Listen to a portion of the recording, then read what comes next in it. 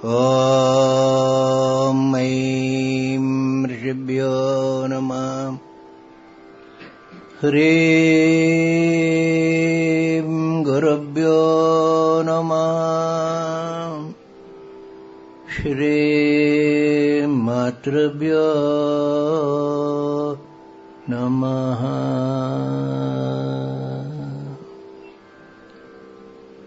महादेव महादेव।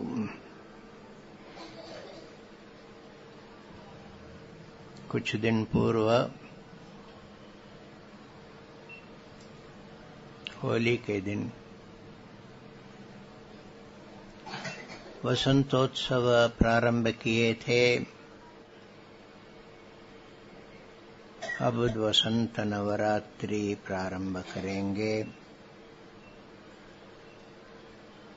वसंत का आज स्वागत करेंगे। भगवती की प्रतिष्ठा करेंगे। आप लोगों को विदित होगा, दुर्गा सप्तशती का पाठ करते हैं। उसी समय वर्षारंभ भी है। नाम सुनकर सभी लोग मुंह लटका देते हैं। उनको ये विशेषतया मैं कहना चाहता हूँ, संवित साधना में हम कोई भी असाधारण चीज की प्रतीक्षा अपेक्षा नहीं रखते हैं। संवित is the most natural state.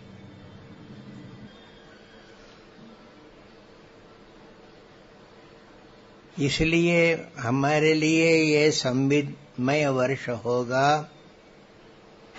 वसंत पर्व हमारे लिए सब प्रकार से प्रेरणादायक है। सत्पुरुषों के लिए वसंत का दृष्टांत दिया जाता है। भगवान भाष्यकार यही कहते हैं, वसंतवल्लोकहितं चरन्तः। महापुरुष क्या करते हैं? वो तो कुछ करते ही नहीं है। एकला चलो एकला चलो एकला चलो रे, वो चलते रहते हैं। उनके चलने में सारा हित हो जाता है। जैसे वसंत चलता है वो कुछ नहीं करता है। उनके पथ में सारे सुमन खिल जाते हैं, सारे पेड़ पल्लवित हो जाते हैं, सब जगह रस भर जाता है, बाहर भीतर। आप लोग छोटे छोटे थे तो आप लोगों को लेके मैं जाता था जंगल में। शायद आप लोगों का अनुभव हुआ होगा। पत्ते पत्ते से अमृत झरता है। किसी ने कुछ किया नहीं। क्या कारण है? तो वसंत आया। वसंतवल्लोकहितं चरन्तः। ये संवित साधक का लक्ष्य है, आदर्श है। इसकी ओर वो देखता रहता है। मैं ये बनूं, वो बनूं, ये करूं, वो करूं, ऐसा वो कभी सोचता ही नहीं है। क्योंकि ये सब प्रकृति स्वयं करती है।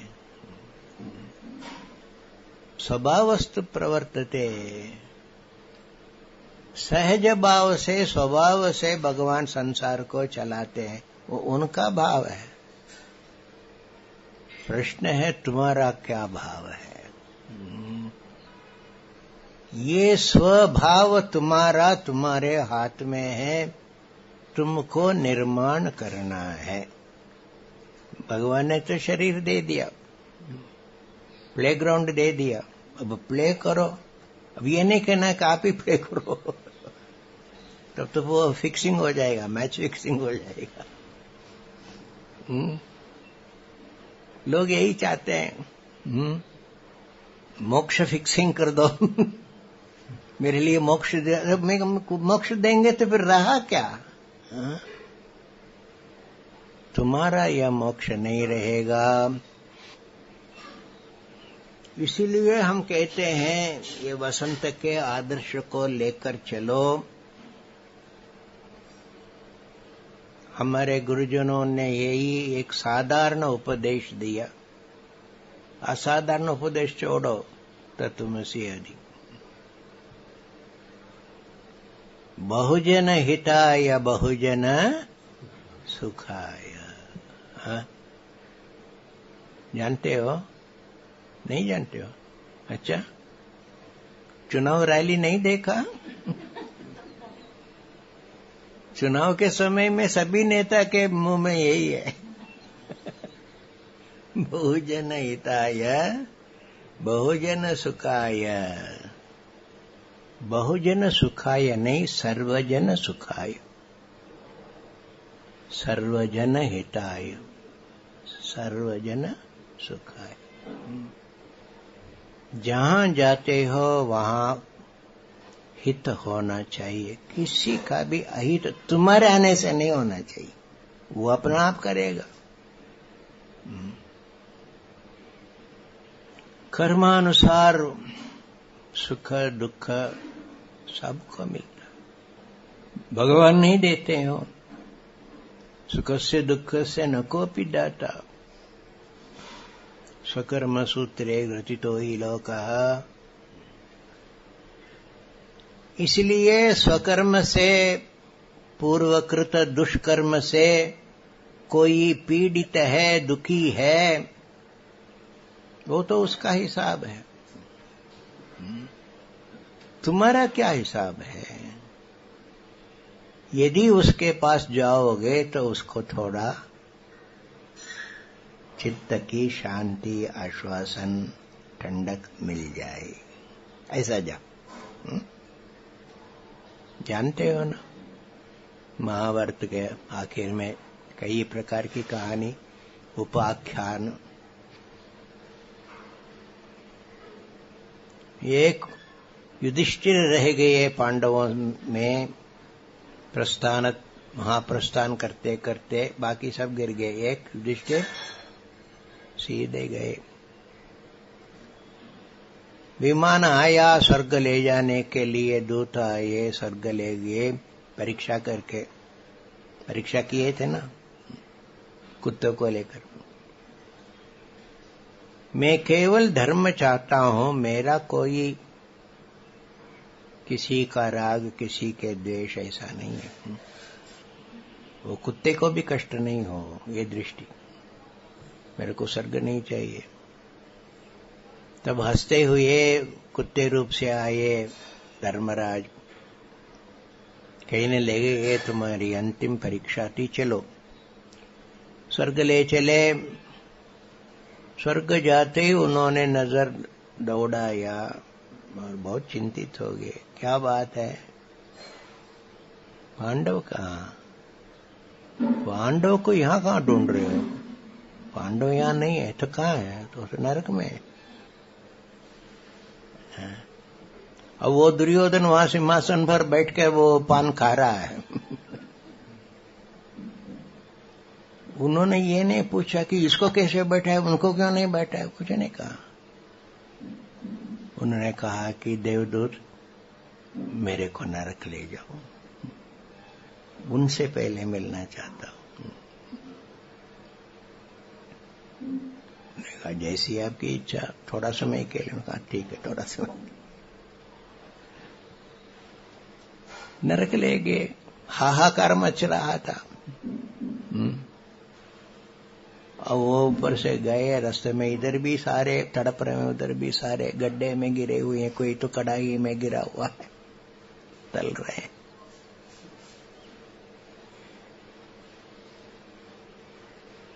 अकस्मात उनका चिल्लाना बंद हो गया और कोई किसी ने पूछा, भाई ये ठंडक कहां से आ रही है? हमारा दर्द कैसे बंद हो गया, कम होने लगा? कोई असाधारण आया है क्या?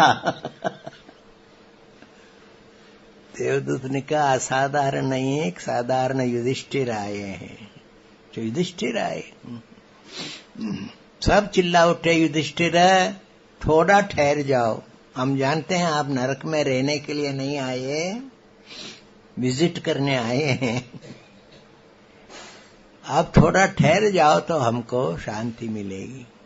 रोने लगे युधिष्ठिर, वहीं बैठ गए। देवदूतों को कहा आप लोग जाओ, 1-2 दिन के बाद आ जाना। सर्वलोक हितम चरन्तः, पांडवों को भी भूल गए। जहां जहां जाते हैं वहां लोक हित होना चाहिए। इन्होंने कुछ किया ही नहीं, उनका स्वभाव ऐसा हो गया। ये स्वभाव कैसे आता है? स्व से आता है। स्व माने तुम खुद जो है ये दिया नहीं जाता है, तुमको करना पड़े, क्योंकि तुम्हारा जीवन तुमको दिया गया ये करने के लिए। स्वभाव का निर्माण करो। संबित साधना क्या करते हो? अच्छा, तुमको पूजा करना नहीं आता है तो तुम संबित साधक नहीं है। यही बातचीत सुनने में आता है। सप्रिया देख देख के मैं नियम से करता हूं रोज। अच्छा है, मैं खंडन नहीं कर रहा हूं, पर ये गलती नहीं करना कि तुम पूजा पाठ कर लेते हो और तुम स्तोत्र कर लेते हो, तुम मंदिर में जाके दान पुण्य कर लेते हो तो तुम संबित साधक बन गए।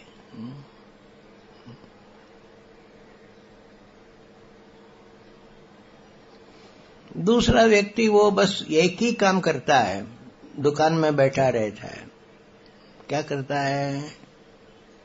अरे भाई, तुम्हारे लिए हम सत्संग घर में रखे हैं, शहर के बीच में रखे हैं, पर गलती है ना कि रविवार को रखते हो। रविवार में दुकान छोड़ नहीं सकता।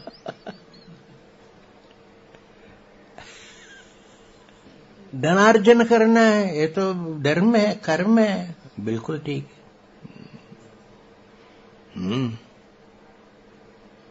धनार्जन करना, पुण्यार्जन करना, ये सब कर्तव्य है। इससे भी बढ़कर एक कर्तव्य है जिसको नहीं करने से वो सब करते हुए भी महान नुकसान होता है। बहुत कम साधक इसको महसूस करते, इससे अलावा भी कुछ है। अंग्रेजी में सुंदर एक प्रसिद्ध लोकप्रिय वचन सुनते थे हमारे जमाने में। When wealth is lost, nothing is lost. When health is lost, something is lost. When character is lost, everything is lost. चरित्र चला गया तो सब कुछ चला गया। ठीक है, धन भी चाहिए, कीर्ति भी चाहिए, सुरक्षा भी चाहिए, उसके लिए जितना कम से कम जितना ध्यान दे तो उतना तो चरित्र के ऊपर भी तो दो। मेरा क्या चरित्र बन रहा है? स्वभाव के नाम से नहीं समझ लेना कि अपने आप आ रहा है। मेरा चरित्र कितना उदार है, उदार चरित्र, उदार चरितानाम तो सबको अपनाने वाला वो ही है जिसका चरित्र सबको अपनाने लायक होगा। गहराई से इसको समझ लो, पकड़ लो। ये सब बाहर से करते हो, पूजा करते हो, पाठ करते हो, अंदर क्या हो रहा है? प्रत्येक कर्म करते समय तुम्हारे अंदर से कुछ निर्माण हो रहा है। सभी शास्त्र यही कहते हैं। कर्म का एक पल तुरंत अदृष्ट उत्पन्न होता है, पुण्य हो सुख हो, वो तुम्हारे हाथ में नहीं है, तुम निर्णय नहीं कर सकते हो। कभी कभी तुम पुण्य के नाम से जो करते हो उससे पाप उत्पन्न हो रहा है। शास्त्र जानता है, कालात्मा जानता है, धर्मात्मा जानता है। तो ये अदृष्ट एक फल है, दूसरा एक दृष्ट फल उत्पन्न हो रहा है, तुम्हारा निर्माण हो रहा है कर्म से। जैसे करते हो वैसे तुम बनते जाते हो, उसका कुछ असर तुम्हारे अंदर पड़ता है जो तुम्हारे साथ तुम होकर रहता है। उसी से प्रेरित होकर फिर आगे फिर तुम उसी प्रकार का कर्म करते, इसको वासना कहते। Subconsciously you are building yourself. उदार चरिता नाम तो वसुदैव कुटुंबकम, सारा संसार एक कुटुंब जैसा हो जाता है। तो चरित्र को बना रहे हैं, इसको पहले महसूस करना पड़ेगा। कैसे बना रहा हूं इसको सावधानी होकर समझना पड़ेगा। मैं शांति से समझा रहा हूं या सहन कर रहा हूं या चप्पल लेके मार रहा हूं, ये समझना पड़ेगा। मेरे से कैसा कर्म चल रहा है। यज्ञ दान तप करने वाला भी ऐसा कर सकता है ना। आप जानते हो रावण आदि राक्षसों ने कितना यज्ञ किया, कितना दान किया, कितना तप किया, सिर काट के दे दे ऐसा कठोर तप, जानते हो ना। पर थे वो असुर राक्षस वध्य, मारने लायक, क्योंकि चरित्रहीन थे। वसंत वल्लोक हितम चरंतः, बड़े महात्मा हैं, पर हम देखते हैं चरित्र क्या है। वसंत जैसा चरित्र है या वज्रपात जैसा चरित्र है।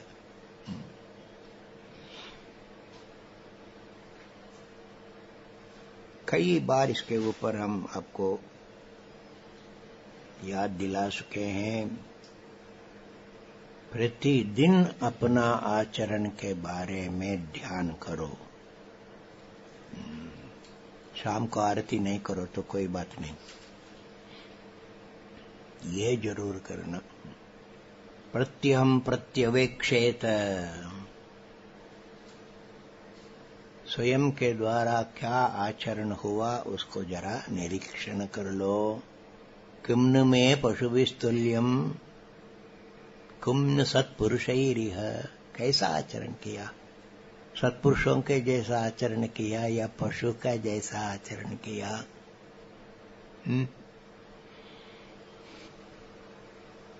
मैं ये नहीं कह रहा हूं यज्ञ दान तप आदि कर्म की ओर ध्यान नहीं देना, ये नहीं कह रहा हूं, पर उससे भी ज्यादा ये, जैसे नित्य कर्म को छोड़ के आप ये पूजा पाठ आदि कर्म नहीं कर सकते। नवरात्रि का अनुष्ठान है, शिवरात्रि का चारयाम पूजन एक साधक नहीं कर पाया, ऑफिस में बहुत काम था, छुट्टी नहीं थी, वो आश्रम आ नहीं सका।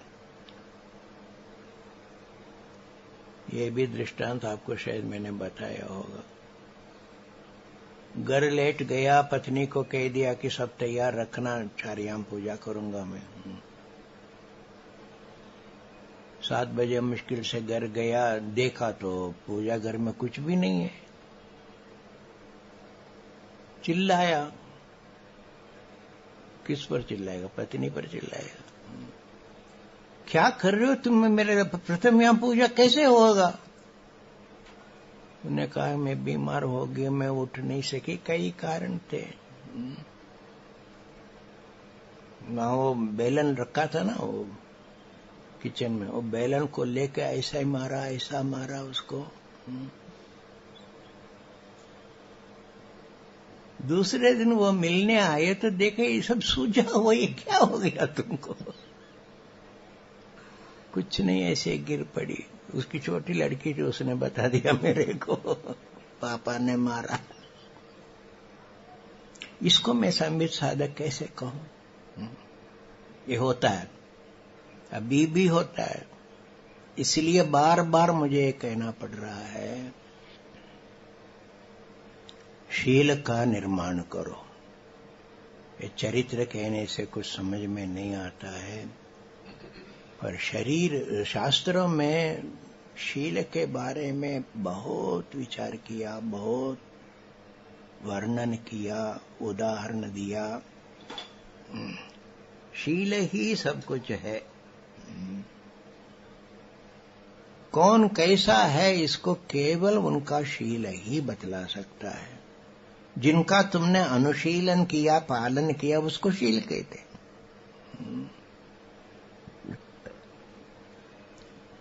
कितनी बार तुमने सहस्रार्चन किया, लक्षार्चन किया, ये शील में नहीं पूछते हैं।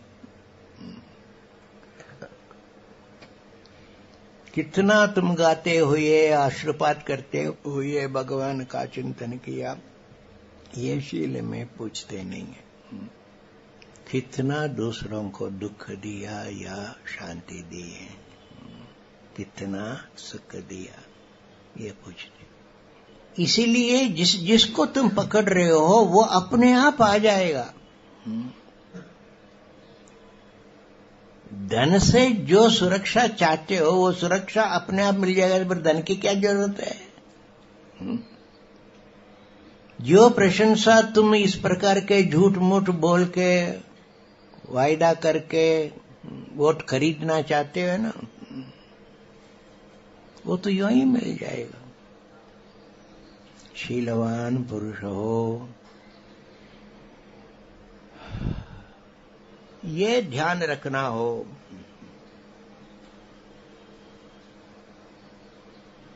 इसलिए मैं एक मोटी दृष्टि से, स्थूल दृष्टि से ये बताना चाहूंगा।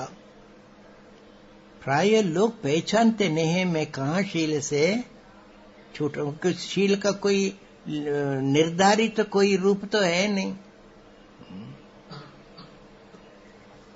ये समझ लेना कि शील जो है प्रत्येक व्यक्ति का अलग अलग है। Like the centre of gravity. Centre of gravity समझते हो? वो हर एक पदार्थ का अपना है। कितना दुबला, कितना मोटा, कितना लंबा, इसके अनुसार होगा ना वो।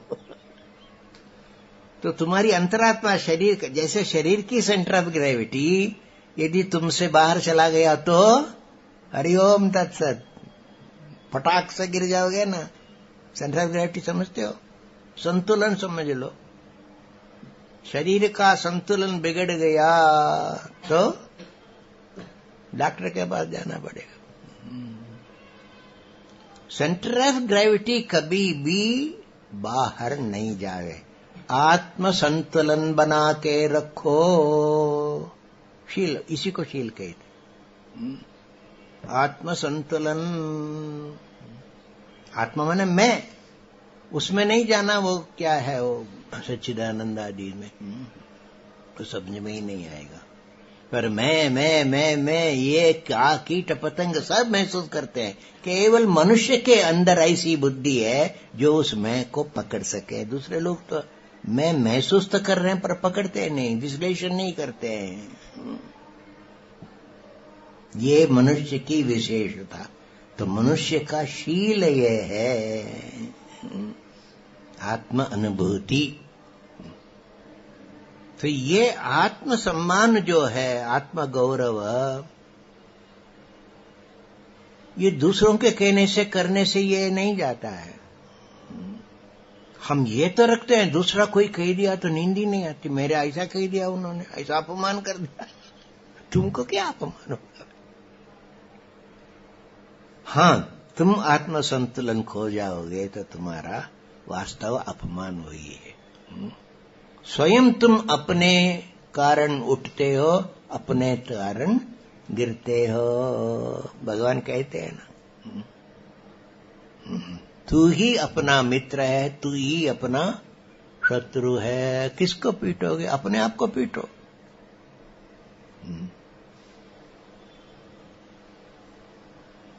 किम्न में पशुभिस्तुल्यम किम्न में सत्पुरुषैरिह, ये सेंटर ऑफ ग्रेविटी हमारी रहे।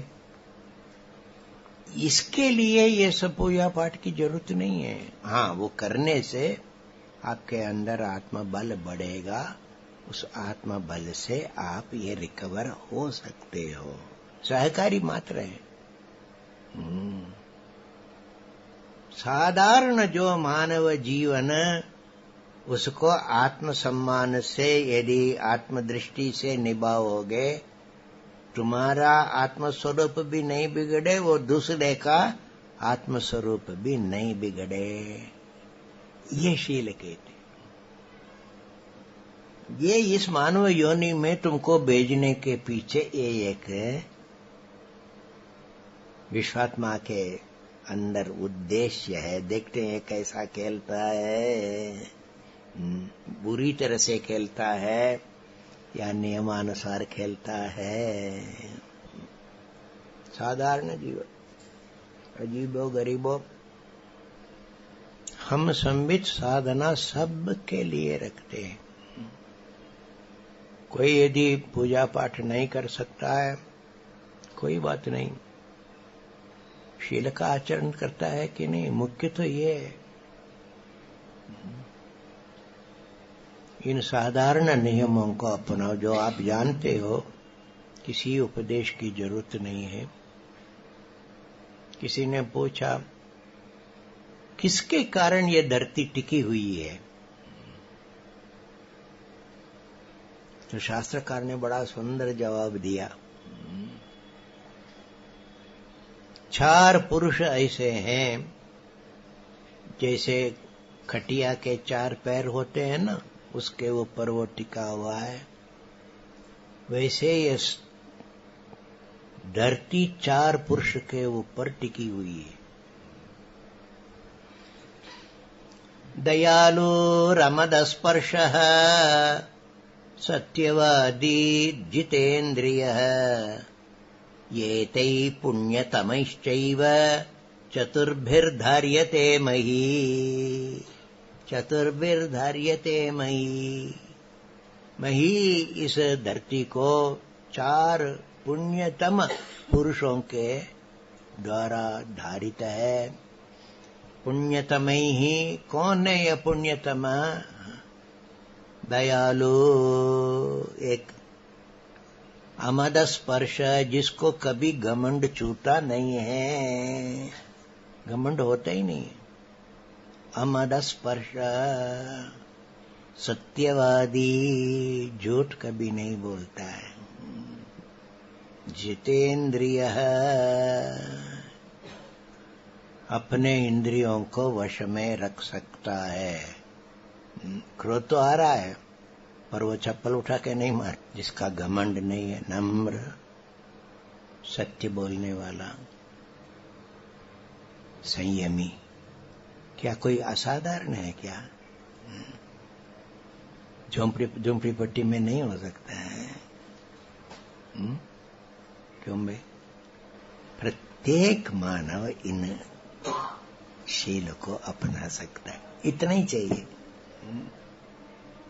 ये शील है तो अपने आप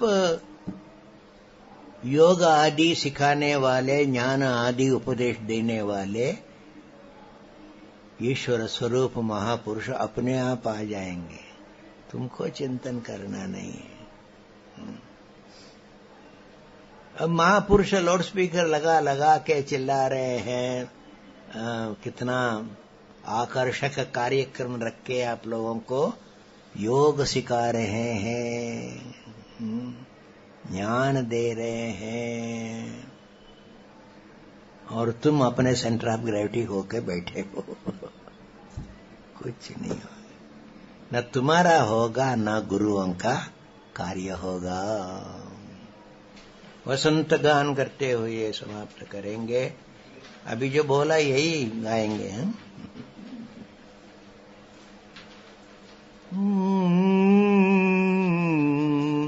आई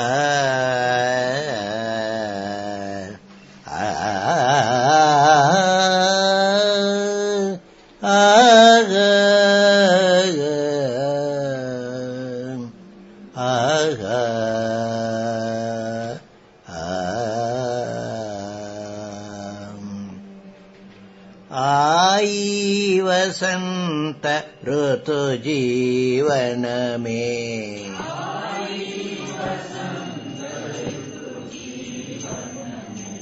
उमड़े निर्मल आनंद मन में,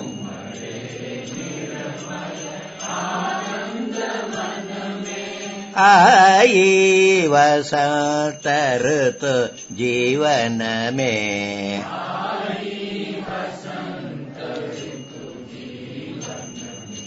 उमड़े निर्मल आनंद मन में,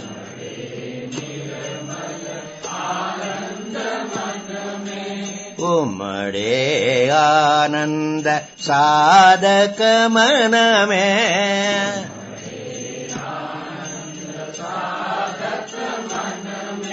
शील वृक्ष में विकास जागृत,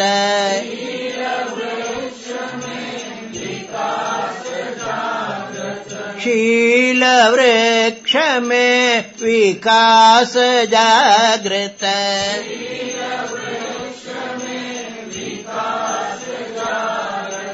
पर्ण पुष्प फल सुधा से पूरित,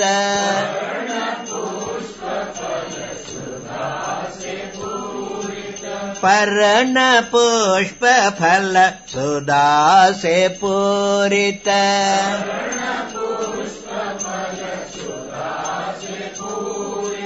आई वसंत ऋतु जीवन में,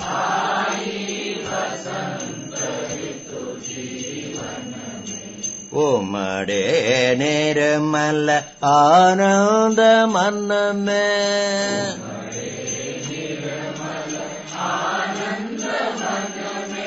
ब्रह्म लक्ष्य अनुसंधान पथ में,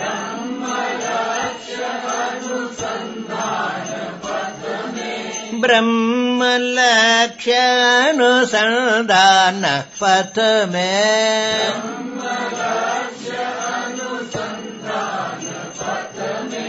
जीवन संवेद क्रीडांगन बने,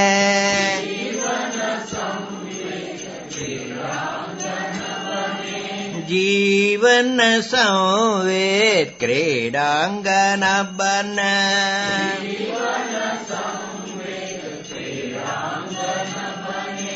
ब्रह्म लक्ष्य अनुसंधान पथ में,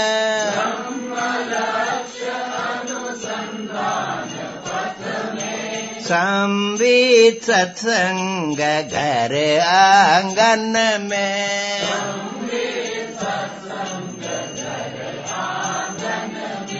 संवित सत्संग घर आंगन में,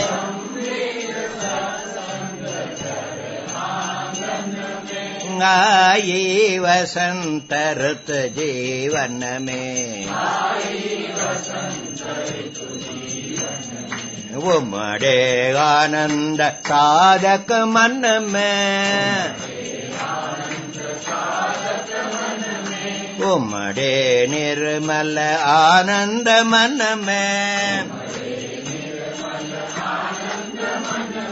शील वृक्ष में विकास जागृत, पर्ण पुष्प फल सुधा से पूरित,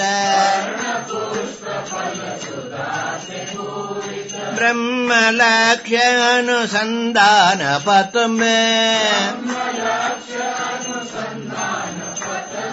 जीवन संवेद क्रीडांगन बने, संवित सत्संग घर आंगन में, आई वसंत ऋतु जीवन में।